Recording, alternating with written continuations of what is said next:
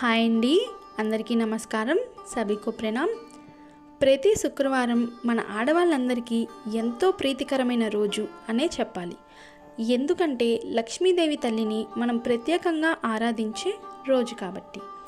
ఈ రోజున ఈ పూజకి సపరేట్గా పీఠం ఏర్పాటు చేసుకొని ఈశాన్యం మూల శుభ్రం చేసుకొని పసుపు బియ్యపిండి కుంకుమలతో ముగ్గు వేసుకొని అమ్మవారి పటాన్ని గంధం కుంకుమాలతో పుష్పాలతో అలంకరించుకొని ఆ పీఠంపై పెట్టుకోవాలి.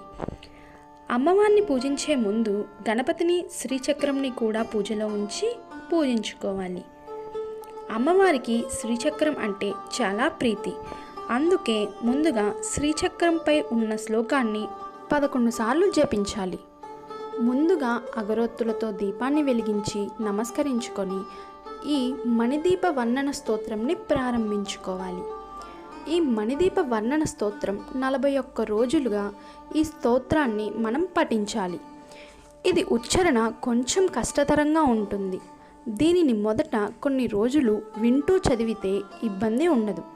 41 రోజులు అడ్డు ఏదైనా కలిగితే ఆ రోజులు ఆపి మరలా కంటిన్యూ చేయొచ్చు. రోజు ఇలా సపరేట్గా పీఠం పెట్టి పూజ చేయనవసరం లేదండి. ఈ స్తోత్రము పఠించడానికి కావలసిన నియమం అల్లా ఒక్కటే. శుచిగా శుభ్రంగా స్నానం చేసి స్తోత్రాన్ని దేవుడి మందిరంలో లేదా ఏదైనా శుచిగా ఉన్న చోట కూర్చొని పఠించవచ్చు.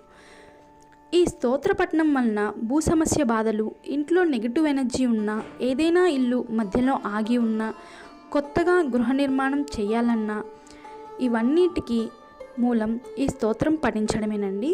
అమ్మ కటాక్షం మనపై ఉండాలి కనుక ఈ స్తోత్రాన్ని పఠిస్తూ అమ్మవారి చింతామణి గృహాన్ని వర్ణిస్తూ ఆమె గృహాన్ని పొగుడుతూ వర్ణించిన ఈ అద్భుతమైన స్తోత్రాన్ని మనం పఠిస్తే సరిపోతుందండి. ఈ స్తోత్రాన్ని పఠించి అమ్మవారి కృపకి మనము పాత్రలమవుదాము. ఈ స్తోత్రాన్ని పఠించడం ఉచ్చారణ కొంచెం కష్టతరంగా ఉంటుంది కాబట్టి మనం ఫోన్లో లక్ష్మీదేవి భాగవతం, శ్రీమద్ భాగవతంలో మణిదీప వర్ణన స్తోత్రము అని టైప్ చేస్తే మనకి యూట్యూబ్లో ఒక వీడియో వస్తుందండి. దాన్ని మనం వింటూ మనం కూడా ఉచ్చారణ చేస్తే మనకి ఆ స్తోత్రం పఠించడం కొంచెం సులభతరంగా ఉంటుంది. దేవి భాగవతం మణిదీప వర్ణన స్తోత్రం అని మనం టైప్ చేస్తే మనకు లభిస్తుందండి. ఆ వీడియో కింద పీడిఎఫ్ లింక్ కూడా ఉందండి.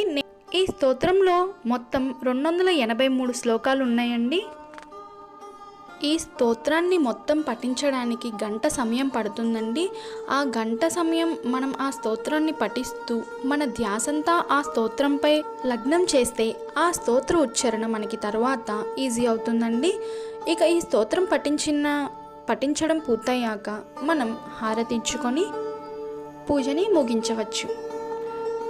ఈ వీడియో కనుక మీకు నచ్చితే ప్లీజ్ లైక్ చేసి, షేర్ చేసి, సబ్స్క్రైబ్ చేయడం మాత్రం మర్చిపోకండి. అలానే ఒకసారి నా ఛానల్ని విజిట్ చేసి కంటెంట్ని చూడండి.